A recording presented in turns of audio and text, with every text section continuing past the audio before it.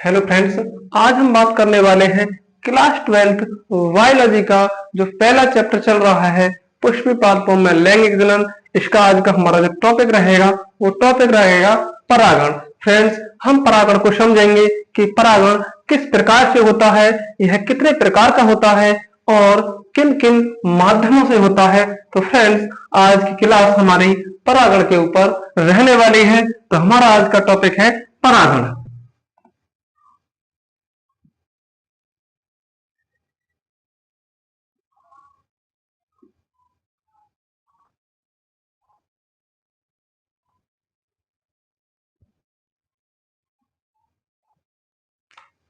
जब किसी पुष्प के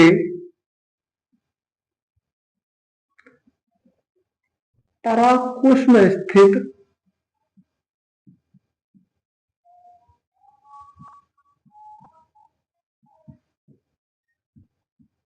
परागकण वर्तिकाग्र पर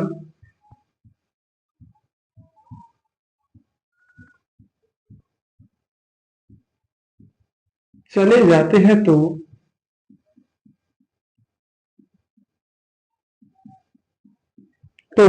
यह प्रक्रिया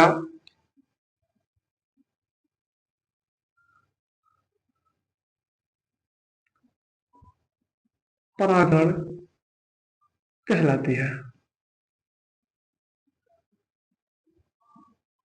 फ्रेंड्स, हम जानते हैं कि जो पुष्प है उन पुष्पों पर पुष्प के नर तथा मादा भाग दोनों पाए जाते हैं। यदि किसी पुष्प पर पुष्प के नर व मादा भाग दोनों एक पर ही मिल रहे हों, या हम कह सकते हैं कि जो जायंग है और जो पुमंग है दोनों एक ही पुष्प पर पाए जा रहे हों, तो ऐसे पुष्पों को हम द्विलिंगी पुष्प के नाम से जानते हैं। यदि उस पुष्प पर या तो मादा जन्मांग के रूप में जायंग हो या नर जन्मांग के रूप में पुमंग हो, तो ऐसे पुष्प को हम एक लिंगी पुष्प के नाम से जानते हैं। तो हम फ्रेंड्स अब समझेंगे जो परागण है वो परागण कितने प्रकार का होता है।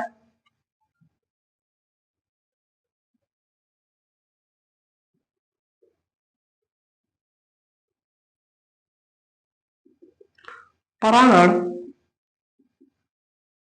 मुख्य रूप से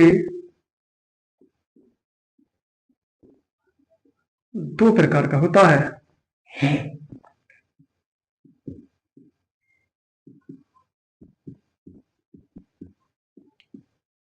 नंबर एक, स्वपरागण।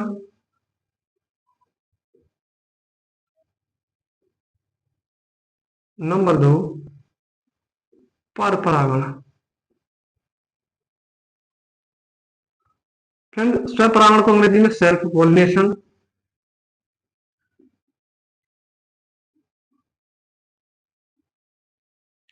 और पर परागण को क्रॉस पॉलिनेशन के नाम से जानते हैं।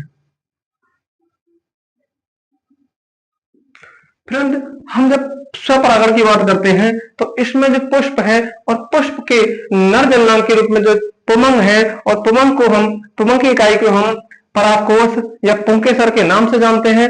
इन परागकोश के अंदर परागकण पाए जाते हैं जो कि नर युग्मक की भूमिका निभाते हैं। यही परागकण जब वर्तिकाग्र पर चले जाएं या उसी पुष्प की वर्तिकाग्र पर चले जाएं तो हम क्या कह सकते हैं फ्रेंड्स, इसे हम स्वपरागण के नाम से जानते हैं। तो फ्रेंड्स, अब हमसे स्वपरागण पढ़ने वाले हैं।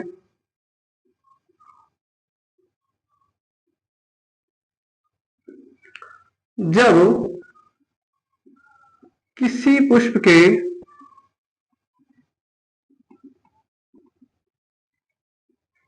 परागकोश में स्थित परागकण उसी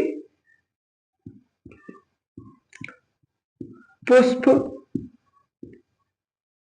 के वर्तिकाग्र या उसी पौधे के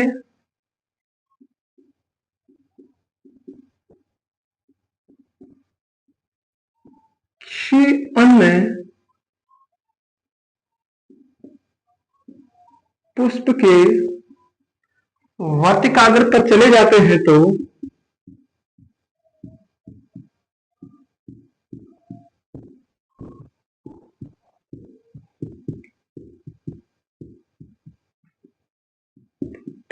यह प्रक्रिया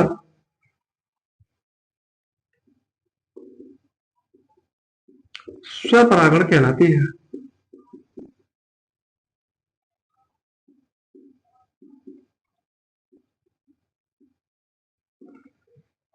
फ्रेंड्स, हम यह समझ सकते हैं कि किसी पुष्प के जो परागकोश में परागकण है वो उसी पौधे के किसी पुष्प के किसी पुष्प के वर्तिकाग्र पर चले जाएं या उसी पौधे के पुष्प के वर्तिकाग्र या उसी पुष्प के वर्तिकाग्र पर चले जाएं तो इस प्रक्रिया को हम स्वपरागण के नाम से जानते हैं।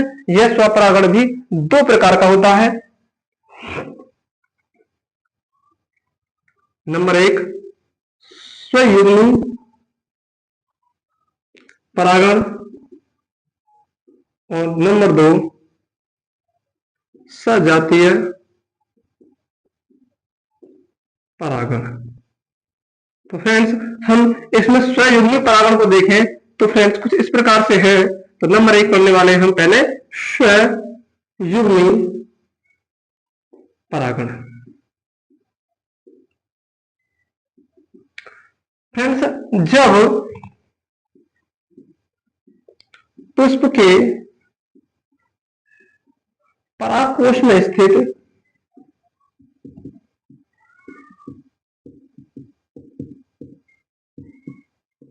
परागकण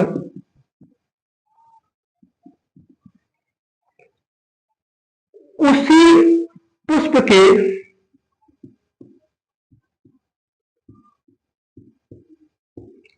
वर्तिकाग्र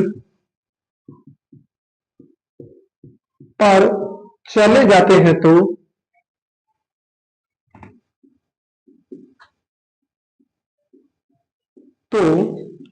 इस प्रक्रिया को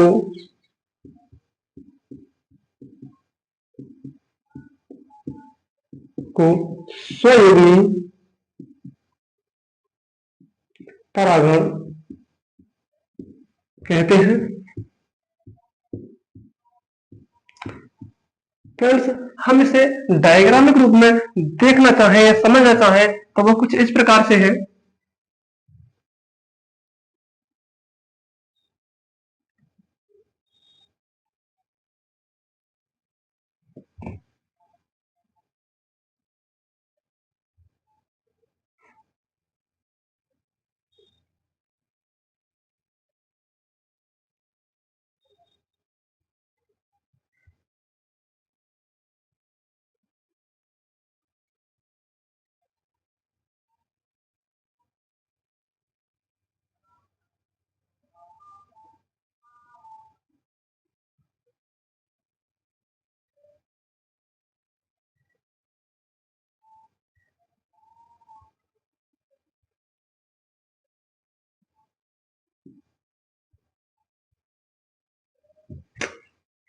फ्रेंड्स, हम देखें तो ये परागकोश है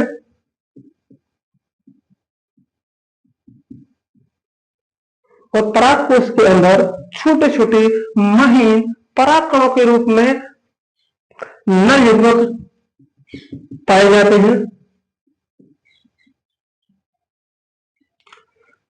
हम इसके ऊपर वाले पार्ट को देखें तो इसे हम वर्तिकाग्र के नाम से जानते हैं। तो यहां से जो परागकोश के अंदर परागकण है, यह परागकण उसी पुष्प के, फ्रेंड्स एक ही पुष्प की बात हो रही है यहाँ, उसी पुष्प के वर्तिकाग्र पर चले जाएं तो इस प्रक्रिया को हम स्वयुग्मी परागण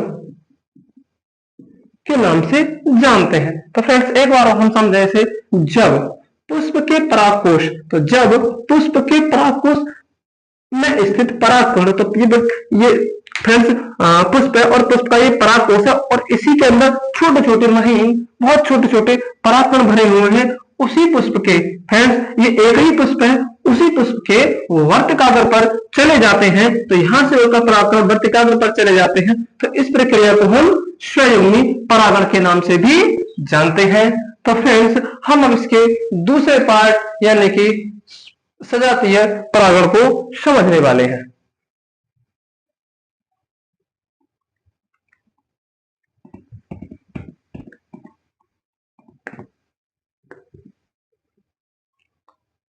तो फ्रेंड्स, नंबर 2, सजातीय परागण। जब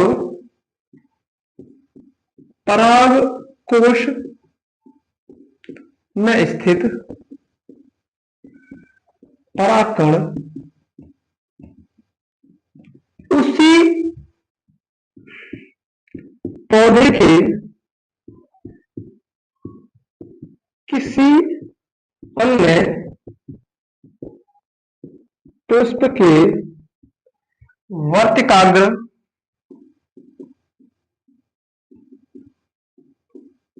पर चले जाते हैं, तो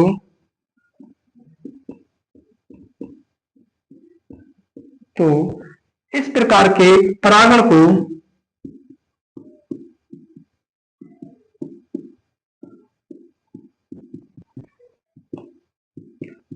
सजातीय परागण कहते हैं।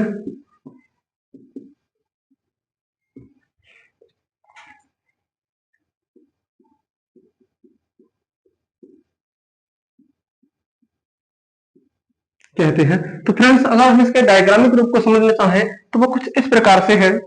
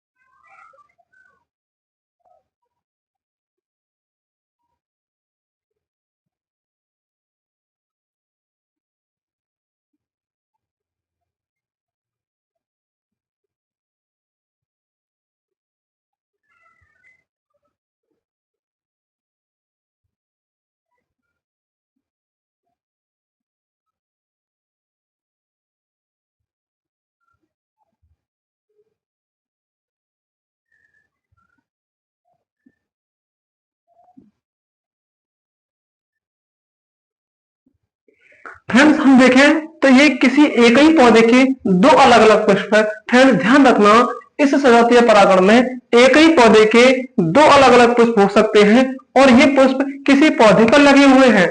तो फ्रेंड्स, मान लो एक पौधा ये वन है, मतलब ये पौधा, ये पौधा पुष्प वन और ये पुष्प पेड़ है। तो फ्रेंड्स, ध्यान से एक बार और ध्यान रखें कि ये एक ही पौधे के दो अलग अलग पुष्प हैं। तो फ्रेंड्स, हम इसमें सजातीय में एक ही जाति के पुष्प होने चाहिए, एक ही जाति के और एक ही पौधे के पुष्प होने चाहिए। तो इस प्रकार फ्रेंड्स, इनके जो परागकण है, परागकोश में स्थित है, जब किसी माध्यम के द्वारा उसी पौधे के किसी दूसरे पौधे के जब परागकण उसी पौधे के किसी पुष्प के परागकोश में स्थित परागकण उसी पौधे के किसी दूसरे पुष्प के वर्तिकाग्र पर चले जाते हैं, तो इस प्रक्रिया को हम सजातीय परागण के नाम से जानते हैं। दोबारा समझ फ्रेंड्स कि ये एक पौधे के दो अलग अलग पुष्प हैं। तो फ्रेंड्स, हम समझ सकते हैं कि इसका ये परागकोश है और परागकोश के अंदर छोटे छोटे महीन परागकण पाए जा रहे हैं। तो फ्रेंड्स, या तो इस पुष्प के परागकण इस पे चले जाए या इस पुष्प के परागकण इसके वर्तिकाग्र से निकलकर इसके परागकोश से निकलकर इसके वर्तिकाग्र पर आ जाए। तो दोनों ही कंडीशन में अलग अलग, यानी हम कह सकते हैं एक्शन कर सकते हैं ये परागकणों को। तो इस प्रकार के हम परागण को बोलते हैं सजातीय परागण।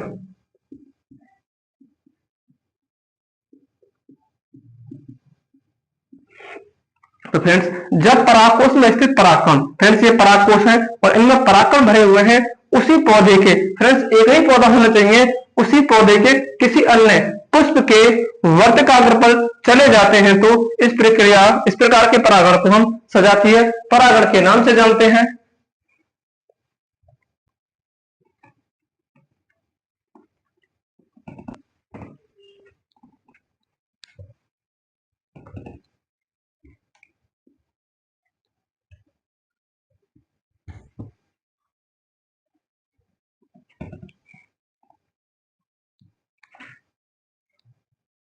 फ्रेंड्स जो स्वपरागण की क्रिया है मुख्य रूप से उभयलिंगी या द्विलिंगी पादपों में देखने को मिलती है, तो हम कह सकते हैं कि स्व परागण की प्रक्रिया मुख्य रूप से उभयलिंगी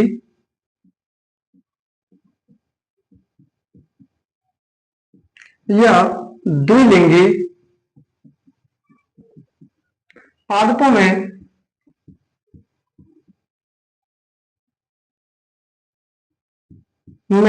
देखने को मिलती है।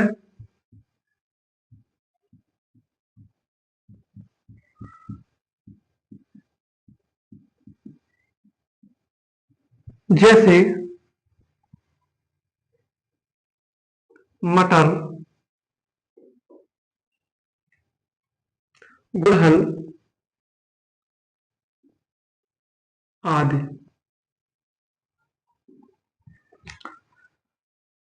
फ्रेंड्स जो उभयलिंगी पादप है उनमें मुख्य रूप से जो स्वपरागण है वही देखने को मिलता है। फ्रेंड्स हम इसके दूसरे भाग की बात करें तो दूसरा पार्ट था हमारा पर परागण।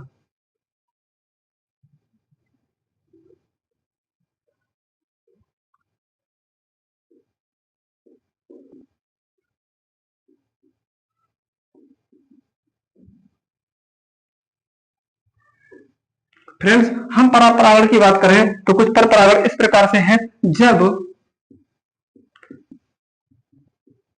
किसी पुष्प के परागकोश में स्थित परागकण उसी जाति के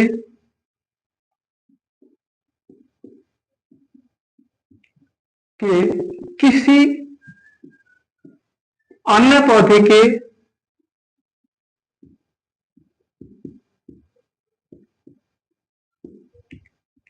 पुष्प के वर्तिकाग्र पर चले जाते हैं तो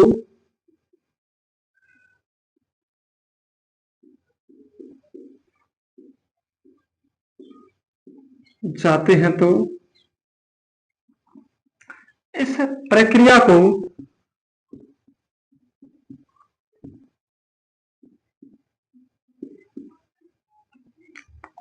पर परागण के नाम से जाना जाता है।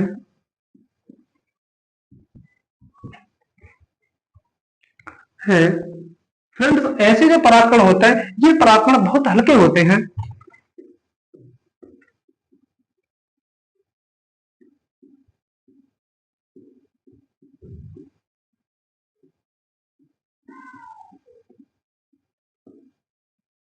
और ये पुष्प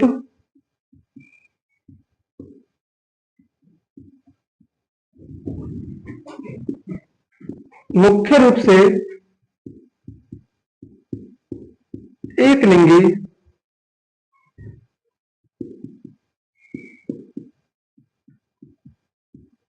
भी होते हैं।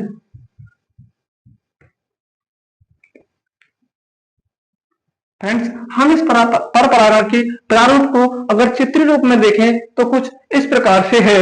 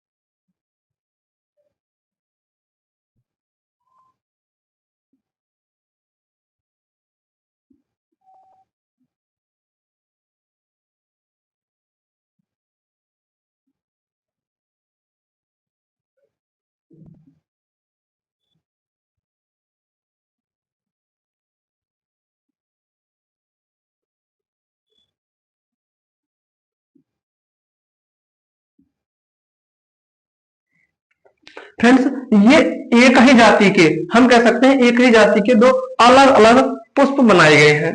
फ्रेंड्स, ये एक ही जाति के दो अलग अलग पुष्प बनाए हैं, तो हम कह सकते हैं पौधा वन का पुष्प, पौधा टू का पुष्प।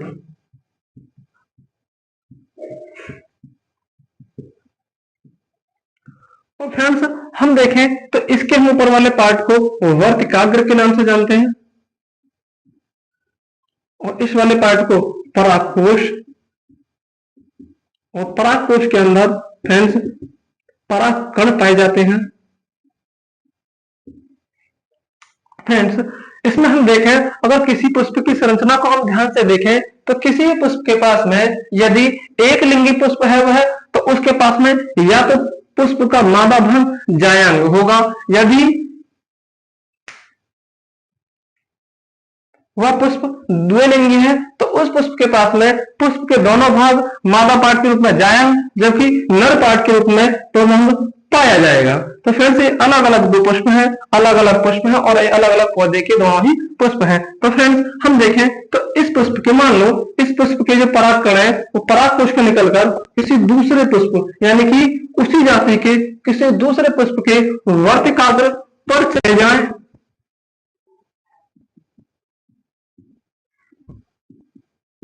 वर्तिकाग्र पर चले जाएं, तो इस प्रक्रिया को हम पर परागण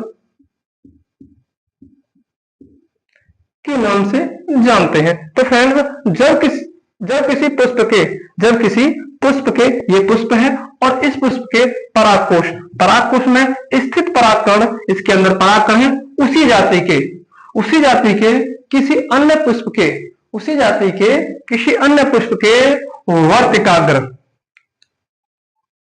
पर चले जाते हैं, तो इस प्रक्रिया को पर परागण के नाम से जाना जाता है। ये परागकण बहुत हल्के, यानी कि बहुत बहुत हल्के होते हैं, क्योंकि हल्के ना होंगे तो एक पुष्प से, मान लो कोई एक यहाँ पौधा है और एक 2 किलोमीटर 10 किलोमीटर 20 किलोमीटर दूर पौधा है, तो उसके पुष्प के पास में किस तरह से जा पाएंगे। तो ये परागकण हल्के होते हैं, और हल्के होने के कारण ही मुख्य रूप से वायु के द्वारा उड़कर चले जाते हैं वर्तिकाग्र के ऊपर। तो इस प्रकार के परागकण को हम बोल सकते हैं हल्के हैं, और इस प्रकार के परागण को कहलाता है ये पर परागण। तो फ्रेंड्स, अब हम इससे आगे पढ़ने वाले हैं परागण के माध्यम।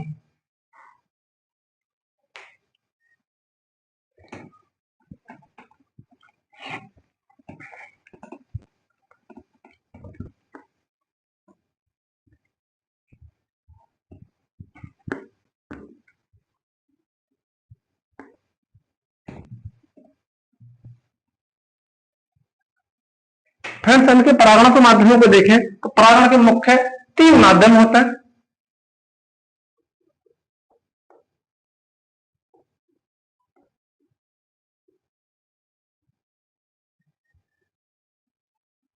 परागण के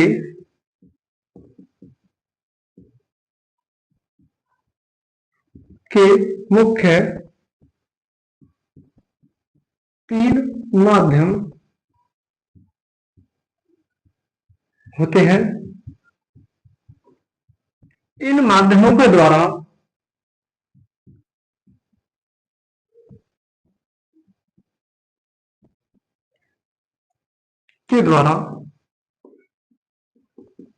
परागकण परागकोश से निकलकर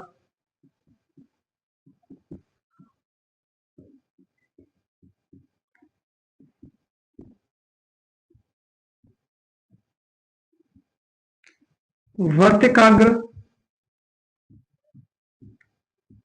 पर पहुंचते हैं।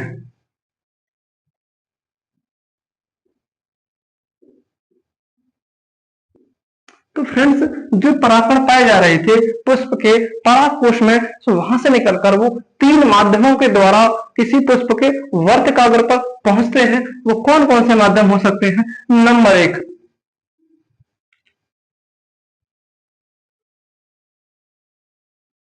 जंतु परागण।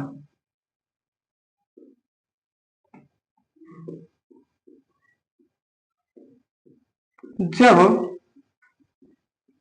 परागण की प्रक्रिया जंतुओं के द्वारा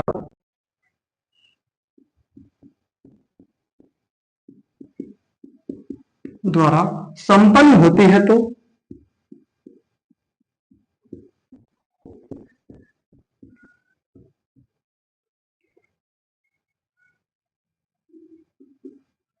तो इसे जंतु परागण कहते हैं।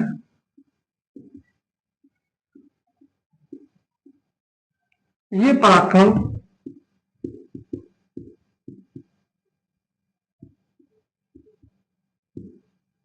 भारी होते हैं।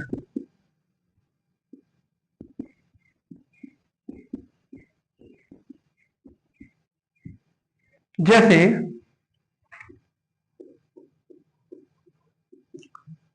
सेब,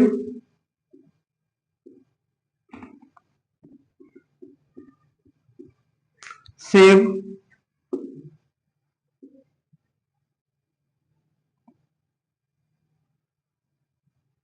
खजूर, सेब, खजूर, अंजीर आदि में। इस परागकण के अंदर जो परागकण किसी पुष्प के वर्तकाग्र पर जा रहे हैं तो उसमें क्या होता है, कुछ जंतु होते हैं। जंतु में क्या हो सकते हैं, कीट हो सकते हैं, भौरे हो सकते हैं, मधुमक्खियां हो सकती हैं, मनुष्य हो सकता है या कोई पक्षी हो सकता है। तो ये करते क्या है, अपने पंजों में या अपने लार्वा में या अपने पंखों के अंदर परागकण को चिपका लेते हैं और किसी दूसरे पुष्प के वर्तकाग्र के ऊपर जब शहद की तलाश में जाते हैं तो वहीं पर इन पुष्पों के परागकणों के दूसरे पौधों के पुष्पों के वर्तकाग्र के ऊपर छिड़क देते हैं। तो इस प्रकार परागण की क्रिया संपन्न हो जाती है। तो यह परागण जंतुओं के द्वारा संपन्न हुआ है, तो इसीलिए हम इसे जंतु परागण के नाम से भी जानते हैं। नंबर 2 है हमारा वायु परागण।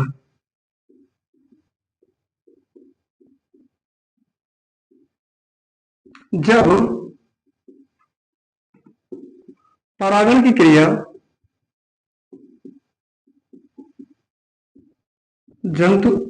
जब परागण की क्रिया वायु के द्वारा संपन्न होती है तो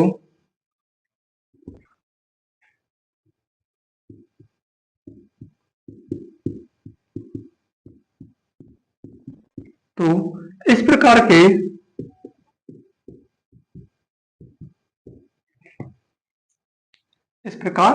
के परागण को वायु परागण कहते हैं। यह परागण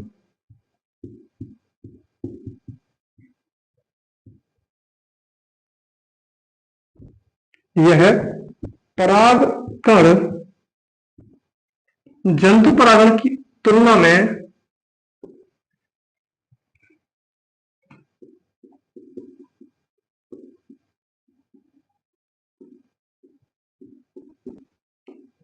हल्के होते हैं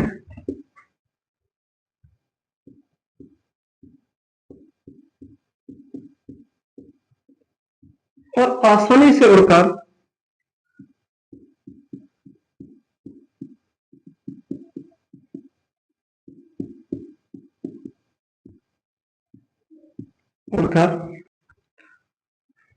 वर्तकाग्र पर चले जाते हैं।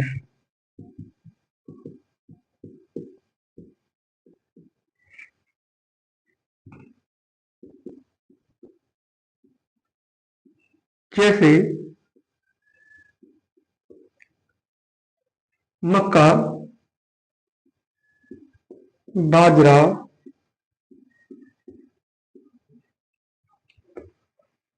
गेहूं आदि में। फ्रेंड्स हम देखें तो ये वायु परागण वह परागण है जिसमें परागकण वायु के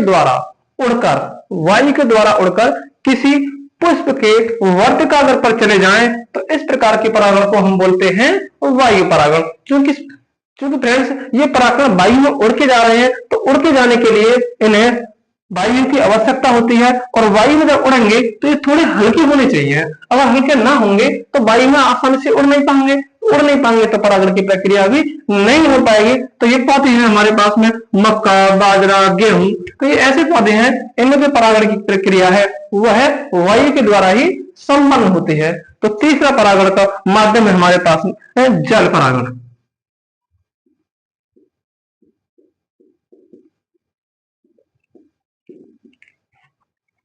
जब परागण की प्रक्रिया जल के द्वारा संपन्न होती है तो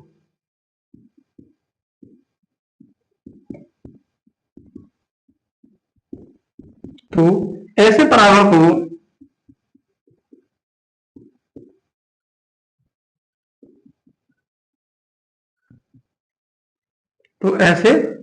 को जल परागण कहा जाता है।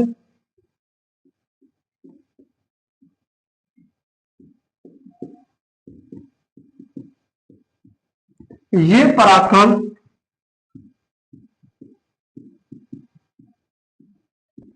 जल की सतह पर तैरकर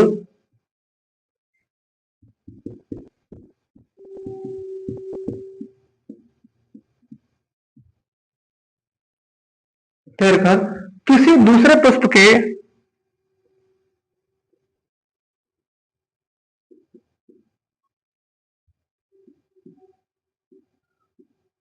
वर्तिकाग्र पर चले जाते हैं।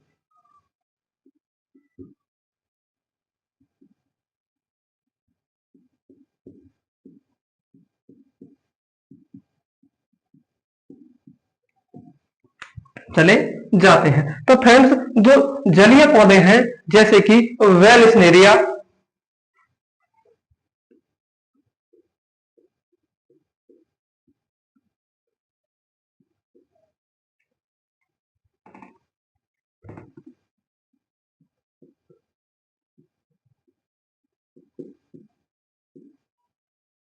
वेलिस्नेरिया आदि, फ्रेंड्स ये जलीय पौधा है वेलिस्नेरिया, और ये वेलिस्नेरिया के जो परागकण है उसके पराग कोश से निकलकर जल के माध्यम से या जल की सतह के द्वारा किसी दूसरे पुष्प के वर्तिकाग्र पर चले जाते हैं। तो इस प्रकार के परागकण को बोलते हैं हम जल परागण।